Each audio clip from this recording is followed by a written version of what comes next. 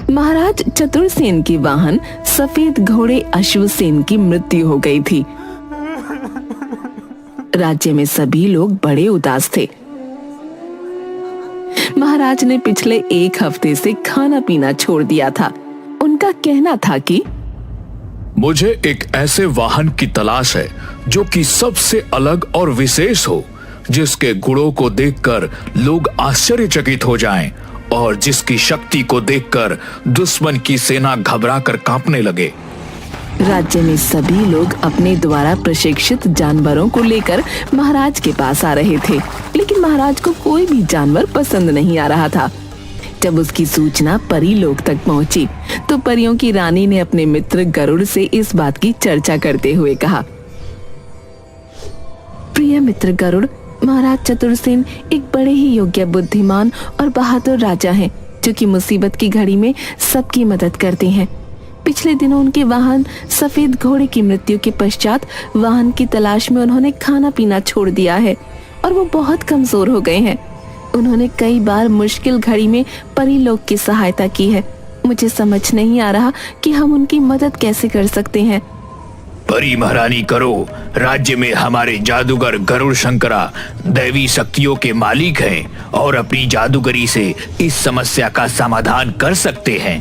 मुझे तो ऐसा लगता है कि हमें इस बात के बारे में उनसे बात करनी चाहिए। गरुड़ राज की बात सुनते ही परियों की महारानी उनके साथ गरुड़ शंकरा के पास गईं और उसे सारी बात बताते हुए बोली, मित्र, आपको हमारी मदद करनी ही होगी। आप महाराज के लिए एक ऐसा अद्भुत वाहन तैयार करिए जिसके बारे में ना पहले कभी किसी ने सुना हो ना देखा हो। गरुड़ शंकरा ने अपनी दैवीय शक्तियों से एक अद्भुत हाथी की रचना की और एक अंडे में बदलकर उसे जंगल में रख दिया। जल्द ही इस दिव्य अंडे द्वारा एक महान जानवर का जन्म होगा, जो कि महाराज की इच्छा के अनुसार सभी प्रकार की शक्तियों से भरा हुआ होगा और महाराज का वाहन बनेगा। कुछ दिनों के बाद अंडा फूट गया और उसमें से एक सफेद रंग का विशालकाय खूबसूरत हाथी बाहर आया। उसके शरीर से अद्भुत रोशनी निकल रही थी और वो मनुष्य की बोली भी बोल सकता था। हाथी के चांदी से चमकते शरीर पर सोने के दांत थे और परियों के पंखों के समान कान। बाहर आते ही वो उड़ते हुए महाराज चतुरसेन के राज्य की तरफ चला गया। महाराज, मेरा नाम चतुर्वाहन है। मेरा जन्म आपका वाहन बनने के लिए ही हुआ है। मैं आपका वाहन बनने के योग्य हूँ या नहीं, कृपया आप इसकी परीक्षा ले लें। उसके खूबसूरत, बलिष्ठ और विशाल शरीर से निकलती रंग बिरंगी चमकीली रोशनी और उसके सुनहरे दांत देखकर पूरा दरबार हैरान था। आखिरकार चतुरसेन ने हाथी की परीक्षा लेने का फैसला किया। सैनिकों, हाथी को परीक्षा मैदान में ले आया जाए और राज्य के सबसे ताकतवर हाथी के साथ युद्ध के लिए ललकार लगाई जाए। चतुर्वाहन का शरीर चट्टान की तरह कठोर था। राज्य के हाथी ने चतुरसेन के शरीर पर जोर की ठोकर मारी और खुद ही बेहोश होकर नीचे गिर गया। चतुर्वाहन ने अपनी सूंड उठाकर महाराज का अभिवादन किया और अपने पंखों जैसे बड़े कानों को हिलाता हुआ उड़ने लगा। मैं ऐसे नहीं मानूंगा। मेरा वाहन बनने के लिए और परीक्षा देनी होगी। सेनापति, चतुर्वाहन का मुकाबला करने मैदान में खतरनाक शेरों को भेज दिया जाए। चतुर्वाहन शेरों को देखते ही नीचे उतरा।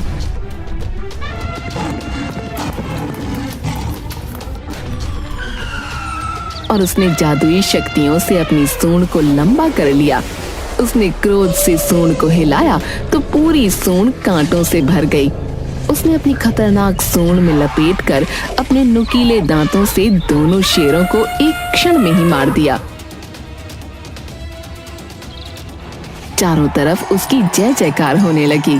महाराज चतुरसेन भी बड़े प्रसन्न हुए और बोले, चतुर्वाहन, मुझे तुम पसंद हो और मैं तुम्हें अपना वाहन बनाता हूँ। पूरी प्रजा महाराज की जय जयकार करने लगी। अब महाराज चतुरसेन बड़े ही प्रसन्न रहते थे।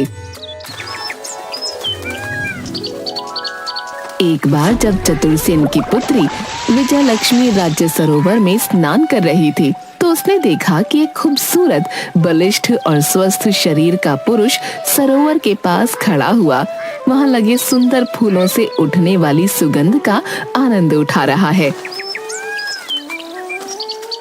ये तो बड़ा ही दिव्य पुरुष है। बलिष्ठ भुजाएं और लंबा कद मेरे मन को मोह रहे हैं। उसे वह पुरुष बहुत पसंद आया और उससे विवाह करने की इच्छा जागृत हुई। ये दिव्य और राजकुमार की तरह दिखने वाले बलिष्ठ पुरुष, तुम कौन हो और राज्य सरोवर के पास क्या कर रहे हो? राजकुमारी की बात सुनते ही वो पुरुष घबरा गया और तुरंत वहां से चला गया। राजकुमारी भी उसके पीछे पीछे गई। पेड़ के पीछे जाकर तुरंत चतुर्वाहन हाथी के रूप में बदल गया। ये क्या? वह पुरुष जिससे मैं विवाह करना चाहती हूँ वो कोई और नहीं बल्कि राजा का वाहन चतुर्वाहन हाथी है।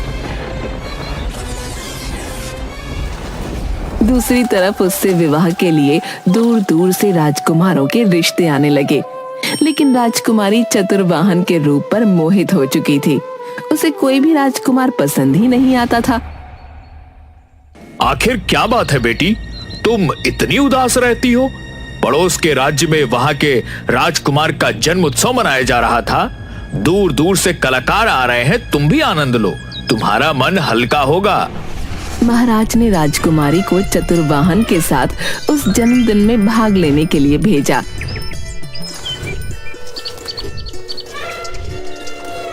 कुछ दूर जाने के बाद जब वो राज्य से बाहर आ गए तो राजकुमारी ने चतुर्वाहन को रुकने के लिए कहा।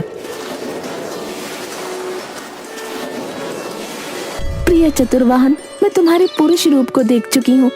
तुम्हें देखने के बाद मेरे मन में तुमसे विवाह करने की इच्छा जागृत हो गई है। मुझे समझ नहीं आता कि मेरा विवाह तुमसे किस प्रकार हो सकता है। राजकुमारी, आपको यह इच्छा छोड़ देनी चाहिए। मैं महाराज का वाहन हूँ, ऐसा होना नामुमकिन है। राजकुमारी, मैं एक स्वर्ग लोक का यक्ष हूँ, लेकिन देवलोक की कन्या के ऊपर बुरी निगाह डालने के कारण मुझे अपना यह जन्म महाराज के वाहन के रूप में बिताने के लिए गरुड़ राज्य के जादूगर द्वारा चुना गया है। सजा के अनुसार मैं पूरे दिन में एक बार अपने असली रूप में आता हूँ, किंतु मुझे विवाह करने का अधिकार नहीं है। ऐसा न कहो प्रिय वर्ण, मैं आजीवन कुमारी रहने का व्रत ले लूंगी। इसी बीच दुश्मन राज्य के सैनिकों ने हाथी के साथ राजकुमारी को अकेला पाकर उसका अपहरण करने के लिए हमला बोल दिया। चतुर्वाहन ने अपनी बहादुरी से दुश्मन सेना के सभी सैनिकों को मार दिया और अपने पंखों को हिलाता हुआ राजकुमारी को लेकर उड़ता हुआ वहां से चला गया। चतुर्वाहन, तुम्हारी बहादुरी देखकर मैं प्रण करती हूँ कि अगर विवाह करूंगी तो चतुर्वाहन से ही करूंगी। वापस आते समय चतुर्वाहन एक बार फिर अपने असली रूप में आया। उसी समय राजकुमारी ने उसे मूर्ख बनाकर अपने साथ लाए गए मंगलसूत्र का धागा उसे अपने गले में बांधने को कहा। चतुर्वाहन, मेरी रक्षा करना तुम्हारा फर्ज है। ये रक्षा कवच है जो मेरे पिता ने मुझे दिया है, जिससे मैं गले में बांधना भूल गई थी। यदि तुम इसको मेरे गले में बांध दोगे तो मैं हमेशा के लिए सुरक्षित हो जाऊंगी। चतुर्वाहन ने ऐसा ही किया। ऐसा करते ही जादूगर चतुर्वाहन के सामने प्रकट हो गया और बोला, चतुर्वाहन, तुमने श्राप होने के बावजूद भी राजकुमारी से विवाह करने की गलती करी है। अब तुम्हें इस रूप में अपना संपूर्ण जीवन काटना होगा। तुम्हारा राजकुमारी से मिलन कभी नहीं हो पाएगा। आप ऐसा मत करिए। चतुर्वाहन को मुझे पति के रूप में वर्ण करने दीजिए। इसके बदले में आप जो चाहेंगे मैं वो करूंगी। अगर ऐसी बात है राजकुमारी, तो आपको अपने सच्चे पार्क की परीक्षा देनी होगी। धूमकेतु पर्वत पर हस्तशिला के नीचे हाथी दांत का बना हुआ एक मुकुट रखा है, जिसकी रक्षा 5 फनों वाला नाग करता है। अगर वह मुकुट लाकर आप मुझे दे देती हैं, तो मैं चतुर वहां को इस हिसाब से मुक्त कर दूंगा। लेकिन ये कैसे संभव है? वह पंचमुखी नाग तो जादुई शक्तियों वाला है और मायावी भी है। वह किसी को भी पल भर में जलाकर भस्म कर सकता है। आप चिंता न करें, मैं आपको इस हिसाब से मुक्त करवा कर ही रहूंगी। राजकुमारी चतुर्वाहन की पीठ पर बैठकर धूमकेतु पर्वत की तरफ चल पड़ी।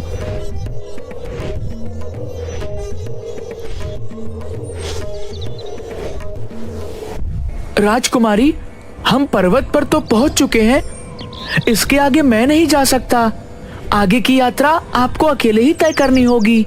अभी भी वक्त है, आप अपने प्राणों को मुश्किल में डालने से बचा सकते हैं। चतुर्वाहन, तुम महाराज की सेवा में जाओ, मैं जल्द ही तुमसे मिलूंगी। राजकुमारी पर्वत पर अपनी चढ़ाई शुरू करती है। उसके पैरों में पत्थर और कांटे लगने के कारण खून निकलने लगता है कि तभी वहां एक बूढ़ी औरत आती है। तुम कौन हो? किसी राजकुमारी की तरह दिखाई पड़ती हो।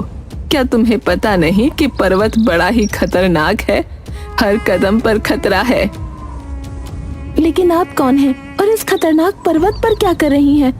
तुम्हें क्या बताऊं राजकुमारी, मैं नीलम परी हूँ, लेकिन पंचमुखी नाग के मुंह से निकलने वाले विष के कारण इस रूप में आ गई हूँ। परीलोक में अब मुझे कोई नहीं पहचानता। मुझे अपना जीवन इस खतरनाक पर्वत पर ही गुजारना होगा, लेकिन तुम अपने जीवन को बचा सकती हो।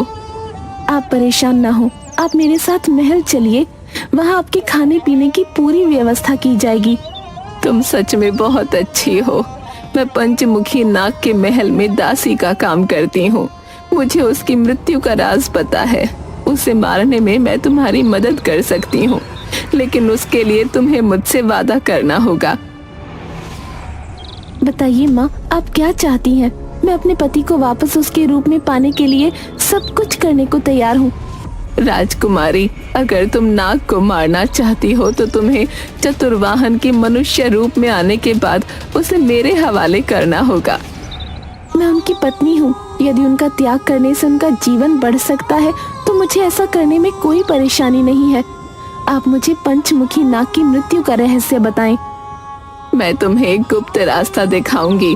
तुम सीधे सांपों के राजा के महल में पहुंच जाओगी। वो एक ऐसे पलंग पर सोता है जो पूरी तरह से घंटियों से बना है। उसी पलंग के ऊपर एक तलवार टंगी है। केवल उस तलवार से ही उस मायावी का खात्मा हो सकता है। और हाँ, जब उस पर वार हो उसके 5 फन खुले होने चाहिए। लेकिन मैं उस तलवार तक कैसे पहुंचूंगी? पलंग तो घंटियों से बना है। अगर मैंने उस पर पैर रखा तो नाग को पता चल जाएगा। वो दुष्ट जागने के बाद जब नहाने के लिए झील में जाएगा, तुम पलंग की घंटियों को रुई से भर देना। फिर पलंग पर चढ़कर वो तलवार निकाल लेना और छुप जाना। जब वो वापस सोए तो धीरे से उसकी पूंछ पर मार देना। वो तुरंत जग जाएगा और अपने सारे फन फैला लेगा। यही समय है। इससे पहले कि वो तुम्हें देखे, तुम उसके सारे फनों को काट देना। राजकुमारी ने बुढ़िया की बात मानकर एक रुई की बोरी उठाई और बुढ़िया के बताए रास्ते पर चल दी।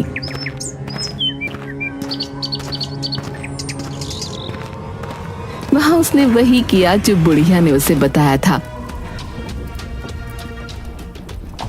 पलंग के ऊपर टंगी तलवार उठाई और छुप गई।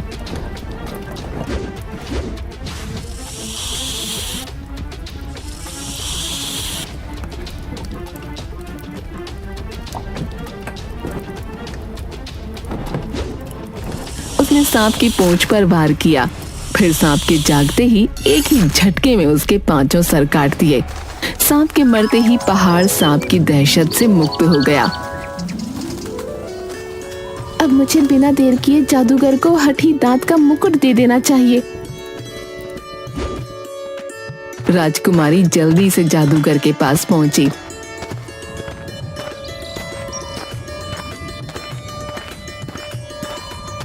और वो मुकुट उसके हवाले कर दिया।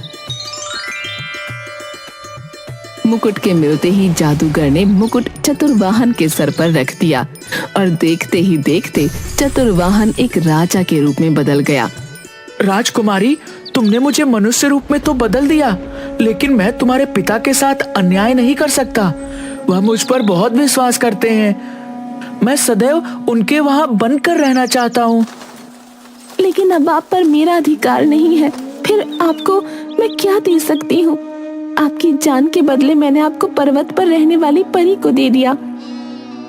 राजकुमारी की बात सुनते ही वहाँ पर परी प्रकट हुई और बोली, राजकुमारी, मैं तुम्हारे प्रेम की परीक्षा ले रही थी।